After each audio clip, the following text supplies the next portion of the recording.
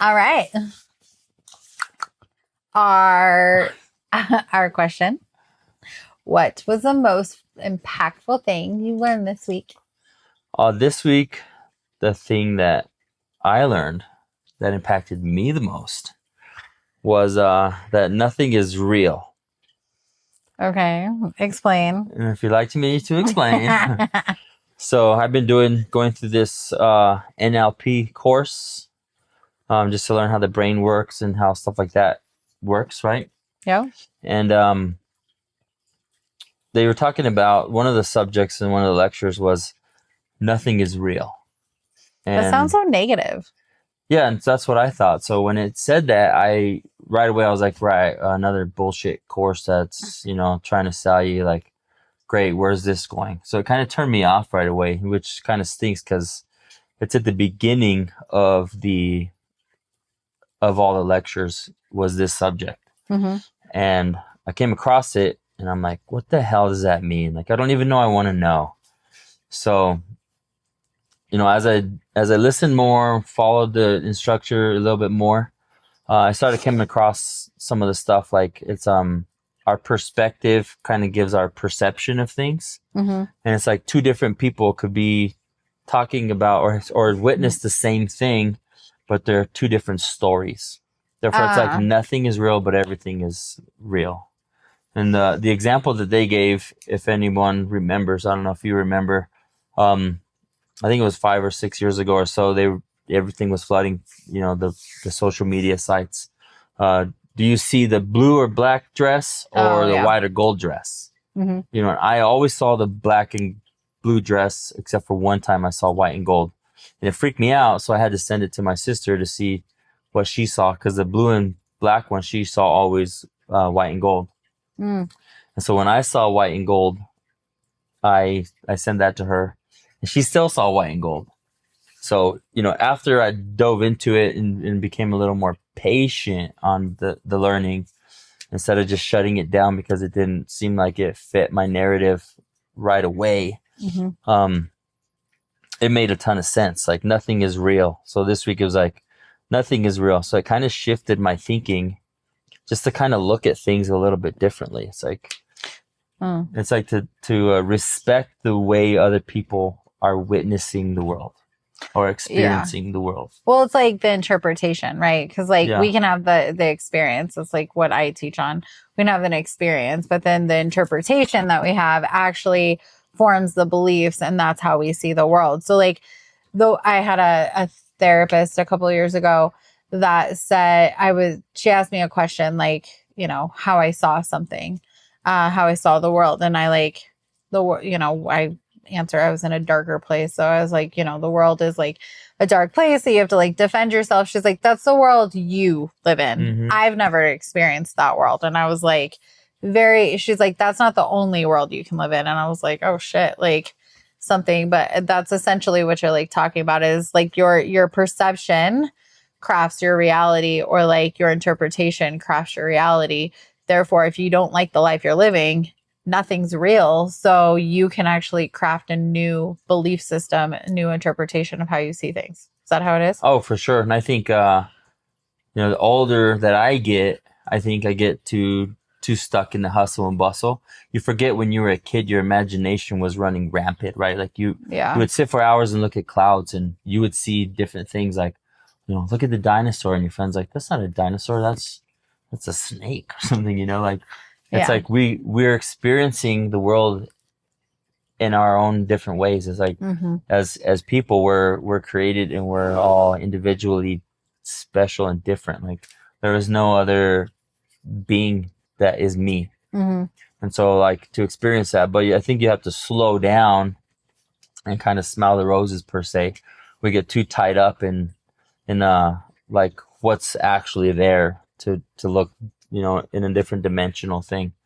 And we're looking at the dress, or, I think there was a couple other things like that, but that's the example that they used. Was it if you're looking at this dress, and you see black and blue, other people say they see white and gold. I'm like, you're freaking insane, dude. There's no way, Yeah. You can't, your perception of the way it looks is not somebody's, but it doesn't make it wrong. Yeah. Like the truth is relative, right? Like You don't my have to- truth and your truth Yeah. doesn't make it wrong. You don't have to make someone wrong to be right. Absolutely. But I Yeah. think it's that's the debate in life pretty much, is like what I see is the truth and what you see is wrong. Mm-hmm. So it kind of opened my eyes to that, especially because I was going to shut the door on that whole study that I'm doing.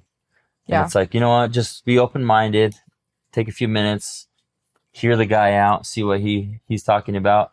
And because I did that, you know, it changed my view on it, and it's kind of catapulted and redirected the way I saw life this week. Mm. And it's kind of like we can get into that a little bit later. I'll get a little bit deeper into that, but yeah. So that was mine. That was a really long answer. That's okay. That's like valuable. I think that's good. I'm What like, about for you? I like forgot mine because yours was so good. The thing that I learned this week, I think it was more of a reconnection for me, but you know, with our daughter, 20-year-old, we really, She's not 20 yet. Oh, I know. I keep saying that. Why am I trying to fast forward? We have a couple of weeks. You're trying to grow up too fast. No, she doesn't need to grow any faster. No, you. Oh, me? That's always, we know. But the thing that I learned this week, I think, was a reconnection. It was more of like a reminder, but I think we did things really right in some ways with her, because we like did not do the helping hurts parenting with her. We have made her really lean in and be responsible in a lot of ways. And she just bought her first car on her own. She's paying for college, which a lot of people disagree with us. That's okay. We've been hard asses in a lot of ways. And I was reconnected that it's not hard. We haven't been hard asses. We've been wealth minded with her. And I think because our daughter asked for everything, obviously, you know that. She's like, let's go get sushi and let's go do this. And I want new shoes. And so we early adopted this, I don't know, wealth mindset. I didn't sleep enough. With her, and like, it really has served her. But with our boys, they don't ask for things. So as a mom, I feel like I don't have the opportunity to say yes to them as much. So when they do ask for things, I'm just like, yes, yes, yes, yes. And then we went to that conference last week and it was great, Life Search. And that box was reopened. Actually, this week was like a really good week. Like we really had a great connection this week. I actually love you this week. I'm just kidding. I'm not kidding about that. I love you every week. I like you this week. I always love you. I like you this week. But you surprised me with that last week. And I think the wealth mentality was reopened. And so we set some new boundaries with the boys this morning. But all of that was reopened. And yeah, I'm just pumped. I'm tired, apparently. Sorry. Excuse my yawning.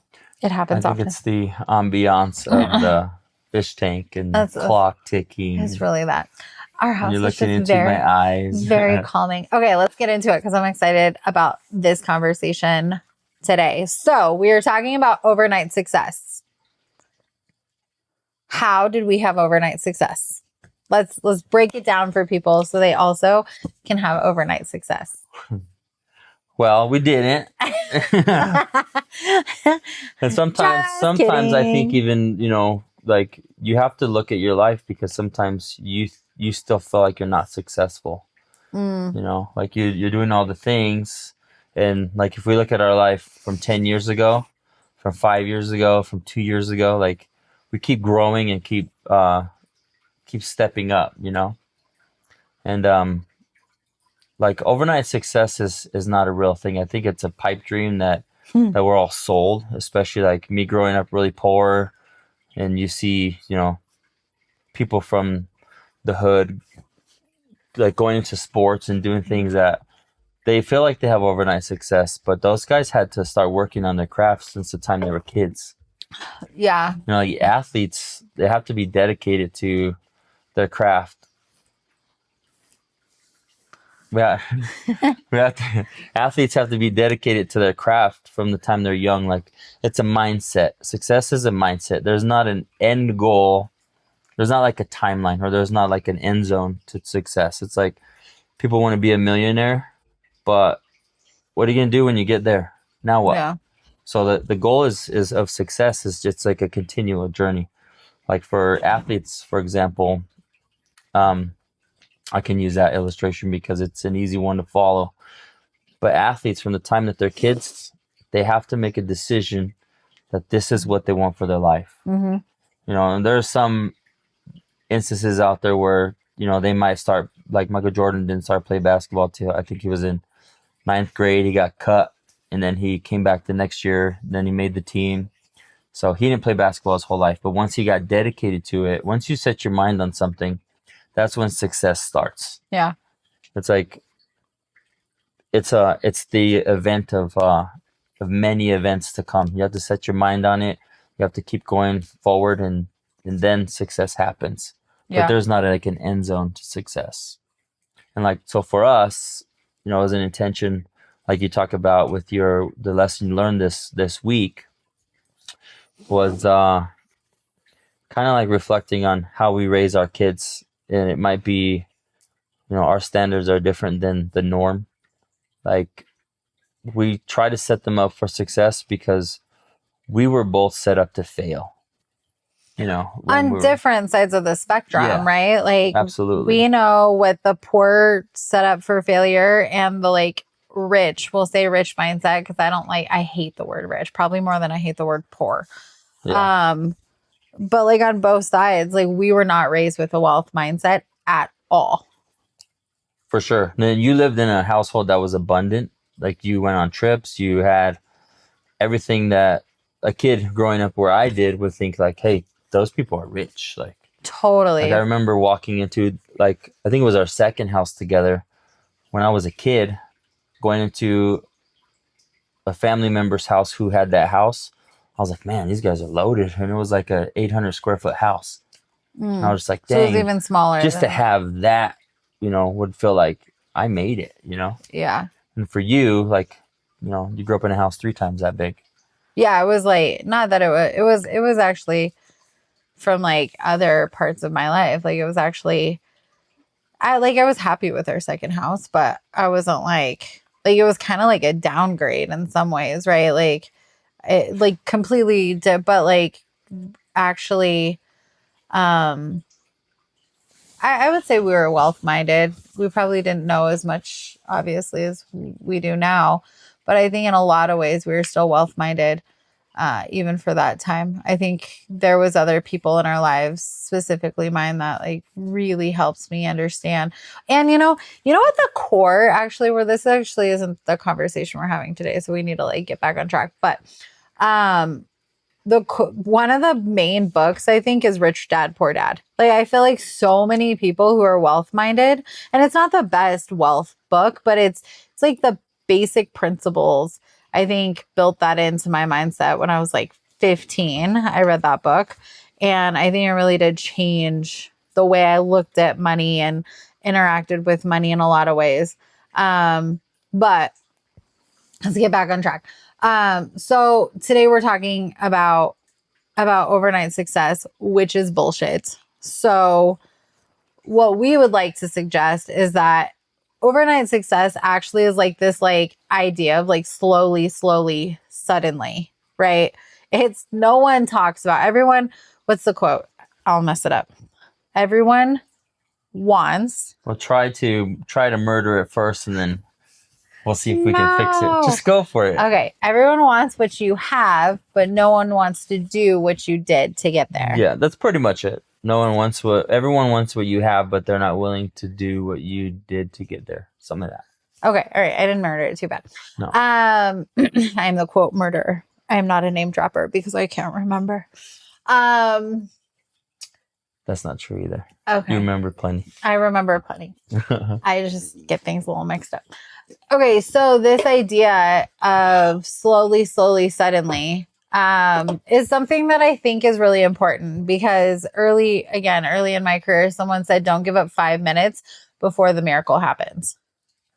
And that is something that has stuck to me and been engraved. I think that is like a core mantra of sometimes why I probably should give up. And I don't, because I just have this thing in me that's like, don't give up 5 minutes before the miracle happens. And so many times we do. And a lot of times people look at our lives, AKA our children, and they don't understand, right? Like when you're young, you're like, oh, he has money. No biatch. His parents have money. He don't have money. He don't have shit. So therefore, who's he? I don't know. Like I think, like you know, when Continue that thought. when you're dating, when you're young, you're like, dated. he got okay, whatever. When I was dating, let me take it to personal since we all be all extra about it. When I was dating, there was instances where not you, because you didn't have money. Because you were broke as hell, bro. I had my own house, though. You did. Actually, you were I had like, a motorcycle, I had a car. Actually, this is a great point. In the great picture, like if you zoom out, you actually had wealth. Yeah, my life looked great from the outside in. It didn't really look great. No, I had my house, I had a motorcycle, I had a car. But if you look at like mommy and daddy's money compared to that, you had like a shitty car, but you bought that car. You weren't like locked into a payment. Like you actually were living the wealth mindset. Yeah, I had great credit. You had great credit until Christine happened. And then like all of the things, I ruined his credit. For everyone listening, I've ruined it. Oh, she effed it up hard. She came in like a wrecking ball. I came in like a wreck. Yeah. I won't sing. Okay. Because I'm a 2. Jesse told me I was a 2 if he was going to rate my singing, which I knew. It's fine. Okay, we're so off topic today. But if you look at that, if you zoom out, like when I was dating, there were so many moments early. I was young. We got married young, 18 young. But there were so many instances where you're like, ooh, he's got money. Like, that's the thing, right? The thing like, I'm looking for a man in finance, that whole thing. Well, a lot of times these girls are like, oh, he's got money. No, girl, his daddy got money. He doesn't have anything. And then you see someone like you where you were very responsible. That's actually one of the things that attracted me to you. Like, you did have a house, you had a motorcycle, you had a car, and you owned it all. You had a cute little fluffy dog that you didn't take care of. And he needed you. Jesse didn't brush him. Yeah. But you had your shit together. You were going to school. You had an okay job. You were like doing it. You lived in the ghetto. But for me, you lived in the ghetto. You grew up poor, but you were actually killing it when we met in a lot of ways. And if you looked at mommy and daddy money, he lives in this big house, but he's a trust fund baby. Drives whatever car, a Mustang. He probably drives a Subaru. A Subaru today. Oh gosh, I would have never I would have never dated someone with a Subaru. But if you look at that, those comparisons. One actually is a wealth mindset. One is actually not ownership, like owner-minded, wealth-minded. It's actually just kind of this entitlement.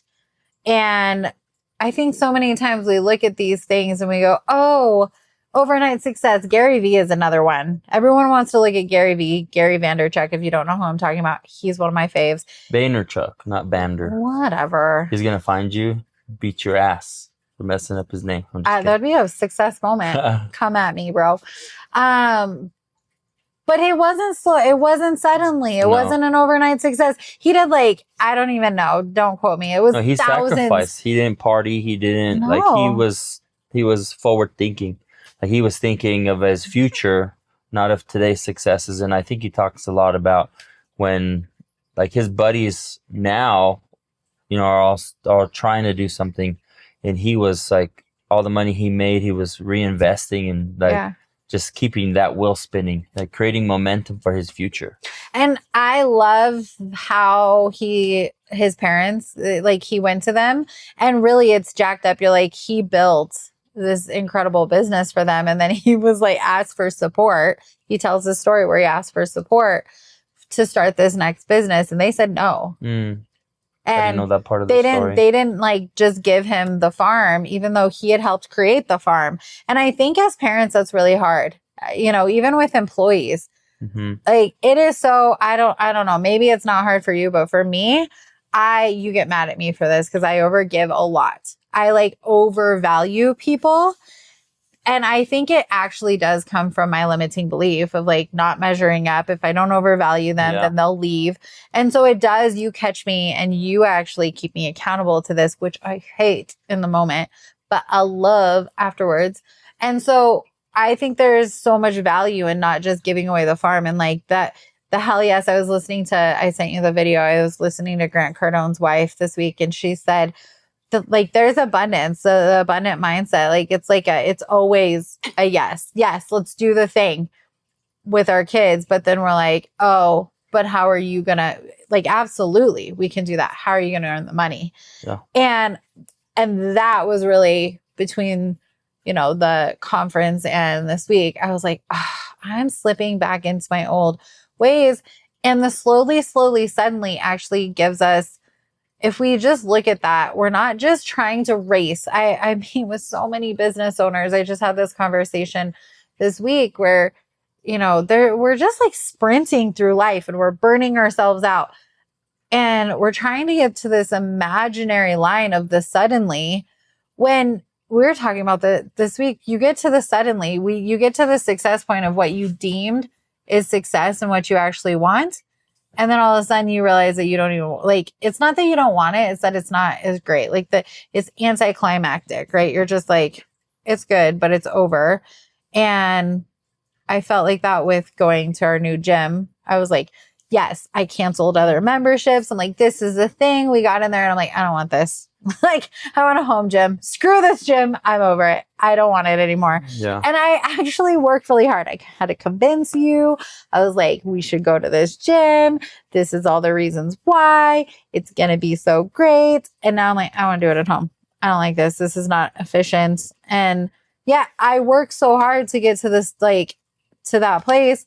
And suddenly wasn't even that great, right? Yeah. Those things, they just don't ever create lasting fulfillment. Everything, like one of my theologies is not very good one, is like everything we do in life is to pass the time until we die. Like, I know we're all going to death. And it's like, what are you doing just to fill that space in between?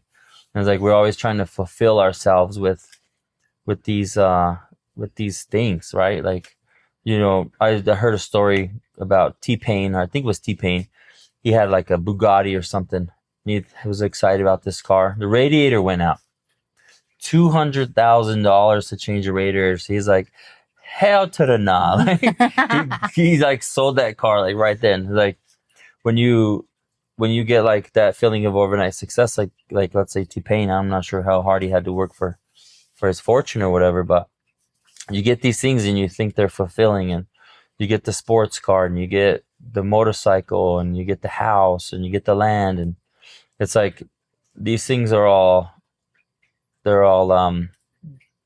what is it? Assets and debts. What is the thing that's really depreciates? Like there's really no value in it. Yeah, depreciating assets. Yeah, they're just depreciating assets. They bring no future anything. Like they only give temporary happiness. Like, you know, when we first moved into the house we live in now, you know, it was cool for like a month, and then we're like, okay. We're like, oh my gosh, this house is huge. We're never going to be able to fill it up.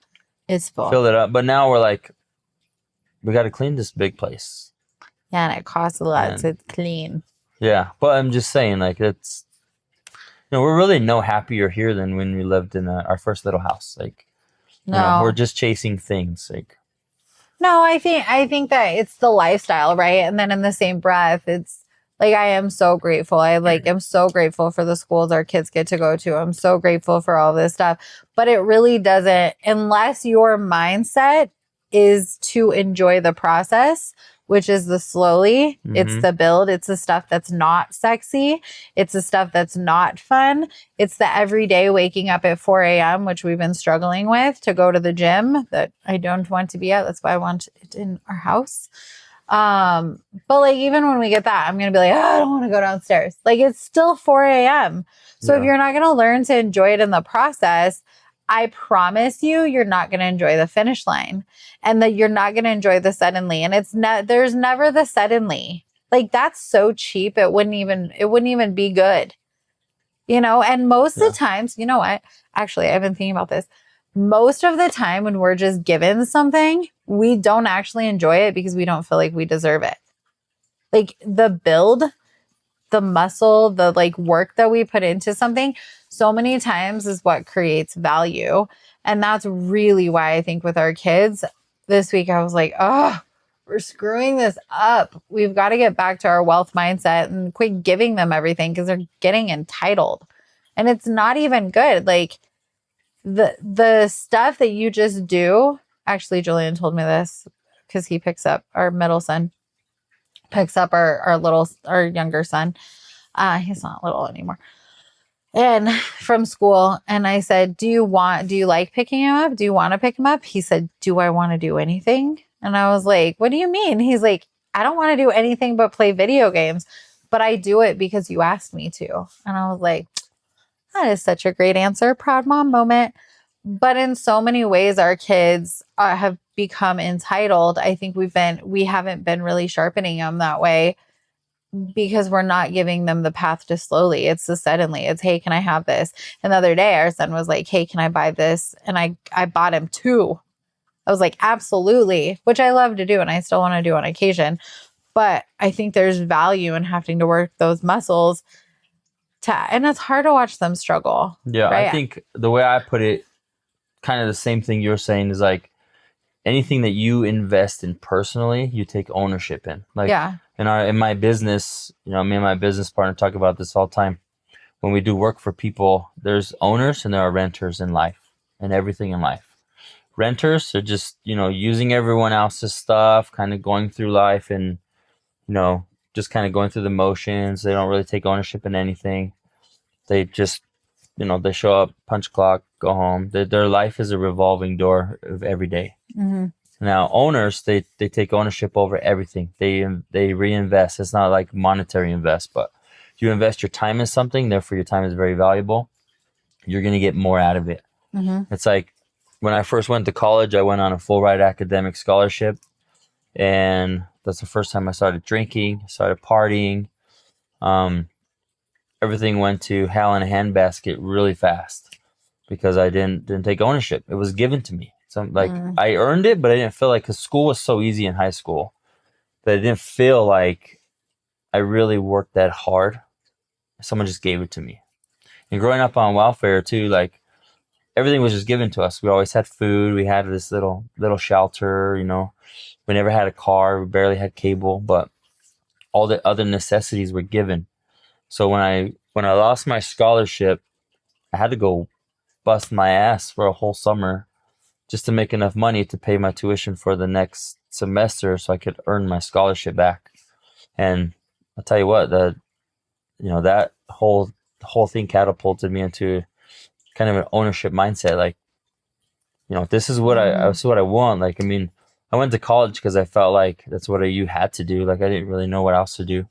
Mm-hmm. Go work at Kmart, like, or go do something, like, not downgrading people who go into those fields, but I didn't feel like I had a lot of options. So I had to go to school, and earning my way back into there, I had to do a lot. I had to go through interviews. I had to write essays. I had to, keep my grades like above a B average to get all this stuff to come back.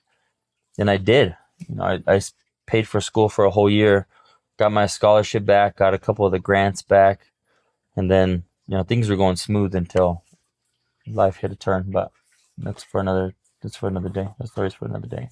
But you can see, and that is one of the reasons why we have decided not to pay for college, because that grind, that it's cheap, right? Like, and I'm not saying if that's what you decide to do, that's the wrong thing. That's just what has been right for us. But we have seen already with our daughter, her friends they've gotten to party a lot more and she hasn't. She has a lot more responsibility, but it's good for her. And I think that's hard. I think that it's hard to understand like why life has to be so hard, or like why God doesn't, like the way I look at God, I'm like, sometimes I think specifically when I want something or I feel like I've needed something, I'm like, why doesn't like God can move mountains? Why can't he just do this for me? And I think a lot of times now that our kids are getting older, I'm like, oh, because it's not good for us. Like the hard work is actually that season of slowly, when we're just like working hard for something. I think it actually grows us into who we need to be so that we can truly steward the thing that we're working, the finish line, the thing we're working for and we want so bad. If we don't work for it and we don't cross that finish line, we're never going to be able to truly enjoy it at all. And then we won't have the muscle to get to the next thing. Because there's always the next thing, right? Mm-hmm. You're saying like, not to be dark, but what are we doing to pass the time? And there's no pause on impact. I talk about this all the time. It's one of my favorite things to say. But that slow roast, the things that are like hard and not sexy, the getting up at 4 a.m., the putting in the work, those things are actually the things that build our character and grow us into who we are. Mm-hmm. And I think it's so important to enjoy that process, which I struggle with so much. I just want it like now. I'm an instant gratification kind of person. I think if we see like with our daughter, the thing that makes me most proud of the direction we decide to go was, you see the way that she handles college. She's looking for ways to try to get it paid for so she doesn't have a ton of debt. And now, like as of right now, when she goes through college, she's going to come out of it debt free with an education. Yeah. Like and she's going to such an expensive college. Yeah, but she's had to figure out like, this is what you want. You got to figure out how to get it. And you got to figure out how to fund it. Yeah. And you got to figure out how to get through it and fund it at the same time. And she's had to do a couple creative things, had to go out of her comfort zone to do the things that she wants to get what she wants. But when she gets her degree in whatever she's going to school for, wherever that catapults her in life, it's gonna change the rest of her life. Yeah. Because she's had to work really hard for it. Yeah, I think there's just so much value in hard work. Even right before this, we're like arguing about how much we're gonna pay for the stupid domain. And then you started thinking about sponsorships.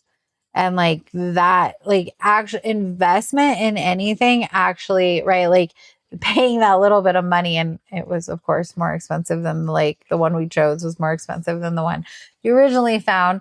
And I got frustrated, you got frustrated, but then it made us think about it in a different way, right? Like then it's like, okay, we're investing in this because we believe in this message. We believe in having these conversations. We believe in helping people who are where we were even a year ago, because we had to do the work, and we value education and we value growing and listening to other people's stories. So when we invest in this, we all of a sudden like start looking at it. How can we monetize it? How can we leverage it? Where if it was just given and someone asked us to do something with it, all of a sudden like we don't take it as seriously. And you and I are both very much owner minded, and it's still hard for us, right? Like if everything we're doing with this is totally free and there was no investment, we wouldn't be looking at it the same way. And I think that grind, that slow drip, that you just show up and you have to do it every single time, every single day. Like those are the things that actually give us the most value. And yet we're so obsessed with the finish line. We're so obsessed with the viral video, like the viral thing. And I don't know. It makes me kind of sad that this world is moving in that direction. Like the silent generation was such a badass generation. They just had to work so hard and they were strong people. Like we were joking this week. They're like cockroaches. They just like can go through some hard shit and they just keep going.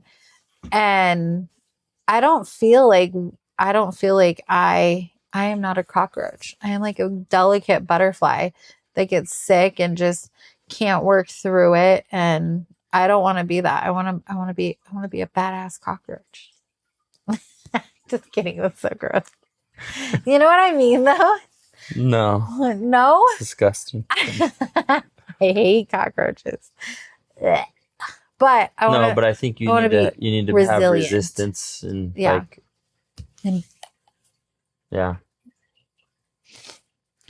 No, that's a lot to unpack. Like just in that alone. You know.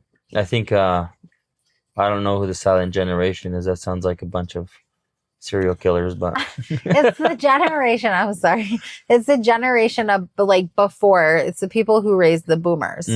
So it's Yeah, but those guys were humping all the time though. Like they're oh my god. like, that's why our grandparents had. That's where they were silent, because if grandma talked, like she got pregnant, you know. I'm kidding. But. The boomers are the boomers because they came back from war, and that's why they were humping all the time. We're so off topic. They came back from war and there was celebration for a couple of years. That's why. So like you had the silent generation, and they were the ones who went through, like they experienced true war. They were the largest fatherless generation because of war. That's where schools actually got developed. That's where, you know, some of our largest organizations started to be developed because of war. They needed people. So there was a lot that happened. Don't get me started. You know, I love history. So that happened, and then everyone came back from war, their celebration, and then the roaring 20s happened. I could be off my timeline. And then everyone was like celebrating. That's where the boomers came from. Yeah. Yeah. I was like, wait, was it? Is your dad a boomer or your grandfather's a boomer? No, my dad's a boomer. Grandpa's he's technically the very end of silent generation. Okay.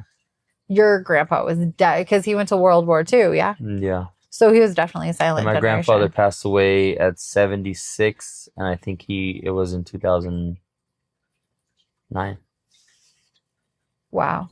He died young. Yeah, but he drank and smoked cigarettes, so he didn't really take great care of himself. Fair enough.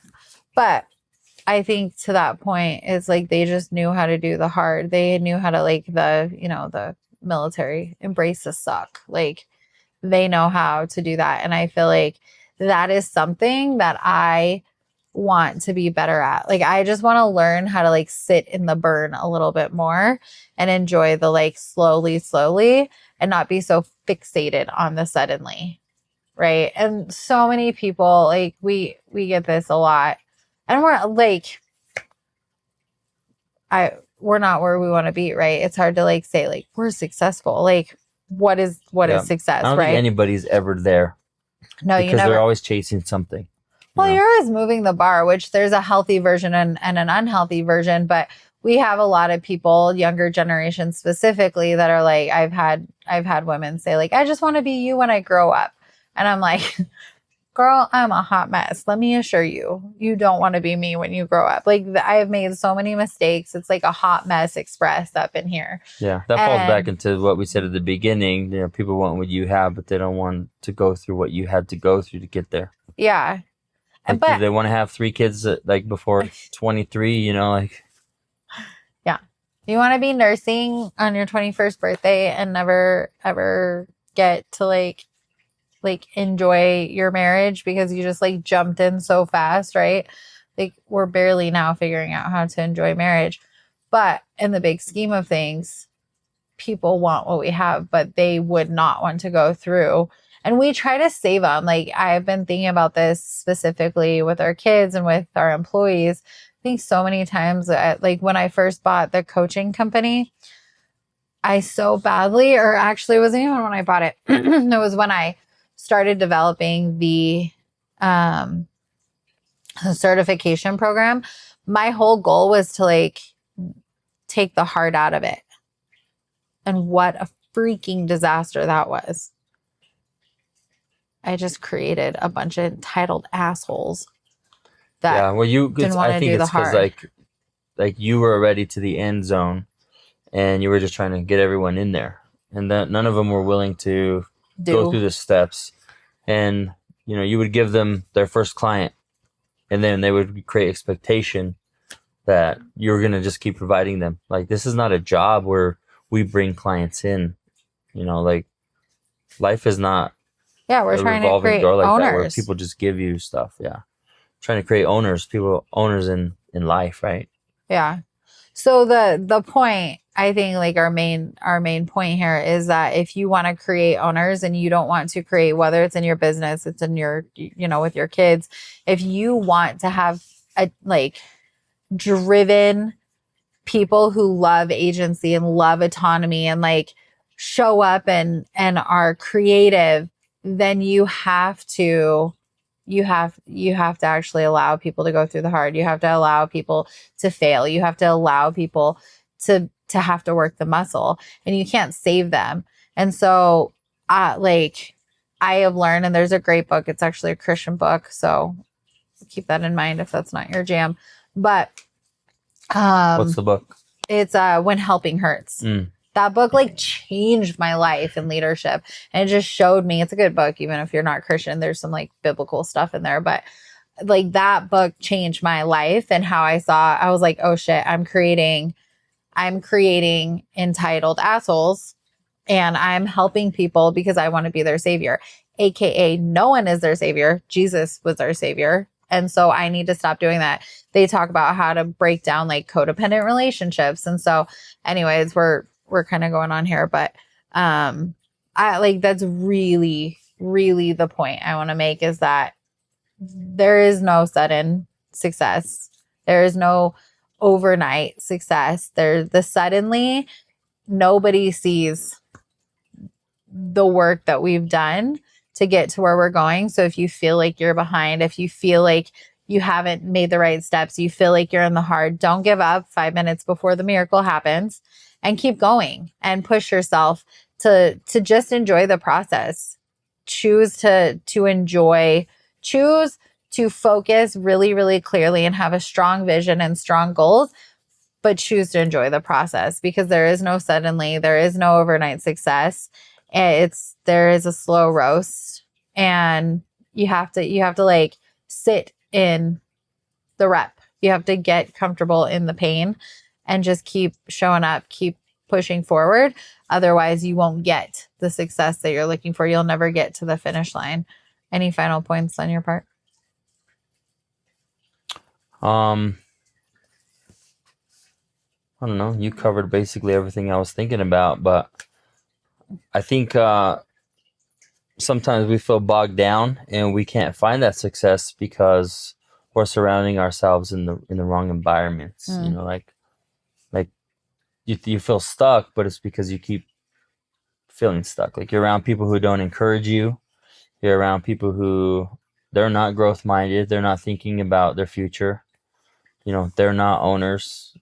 They're, I don't want to say they're victims, because I don't know who they are, but we all fall captive to our own imagination of, hey, that's too scary, or that is not attainable, because the end zone looks so far away to everybody. But if you're not willing to even go 1 yard at a time, you got to find people who are willing to go 1 yard at a time with you.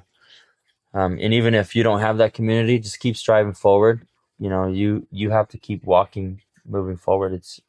It's your dream. Like I said at the beginning of this podcast, is we're all created individually. We're all unique. We're all gonna move at our own pace. But success does not come overnight, and success might look different. Success might be $1 million. It might be just making an extra $100 this month. Like, it might just be having more time with your children, or like, to me, that's where I feel like the most success has landed for me is, I do run my own business, so I get to choose my own time. So very rarely do I ever miss a game, a recital, a choir concert, a field trip. Mm-hmm. You know, if I need Wednesday off, like my kids come first, my family comes first. You know, if you don't have a strong like a circle inside of your home, like what are you building really? You know, What like is it all for? what's it all for? Like, is that success for you? Then is like looks different than me. You know, for me, success looks like a family environment that's thriving, and you know, we get to kind of make our schedule and do what we want to do, and be able to choose that without having so much scarcity. And you know, like I like to play golf, and sometimes it feels like sacrifice, but I don't think sacrifice is a proper word. But sometimes I choose not to golf to spend more time intentional with my family. Does that make sense? Same thing like with watching the NFL. Love football, love it. But I haven't caught a single Broncos game this year because I choose to do family on the weekends. Mm-hmm. And really, Sundays is like our only day where we get to reconnect. Yeah. So I don't know. That was a really long-winded final thought, but those are just the last thoughts that were hitting my So it's like really brain jelly. choose what you focus on, is what you're saying. Kind of choose what you focus on. I think get clear on what's the most important thing in your life. Get clear on what success actually means. Success doesn't mean money, doesn't mean time. It means something different to everybody. Like with our the lesson I learned this week was like your perspective. Yeah. You know, like you see somebody who's like we were talking about an actor. Like, man, that guy's, you know, one of the most famous actors in the world. But how intentional of a father is he get to be because he's always busy. Yeah. So he might look success and we're like, man, I would love that life, but would you really? Yeah. You know, the idea of having, you know, millions of dollars in the bank and, you know, everyone in the world loves you and this or that. It's like sometimes those are the people who are the most messed up because they don't have purpose surrounding their job, right? Outside of their job, there's no purpose. So I think just like your perspective on things, choose what you focus on because what you focus on will grow. Are you quoting me? No. I think that's Zig Ziglar. Whatever. It's me. I'm just kidding. I love that. If I say it a couple of times and I forget, I adopt it. It's mine. I give credit one time and then it's mine. I'm just kidding. Okay. So if you want help really understanding how to stay in the burn, drop a comment below or reach out. We're here to help. We have some amazing tools and just worksheets that you can implement in your family to stay in the burn, stay in the process versus trying to race to the finish line. So we want to hear from you. We want to understand how you guys see this conversation. So drop any wisdom you have below. And this is our 3rd episode. So please like and subscribe. And if you know someone who needs wisdom or is looking for places to grow within family, business, and any other area of life, please share this podcast and help us get the word out. See you next time.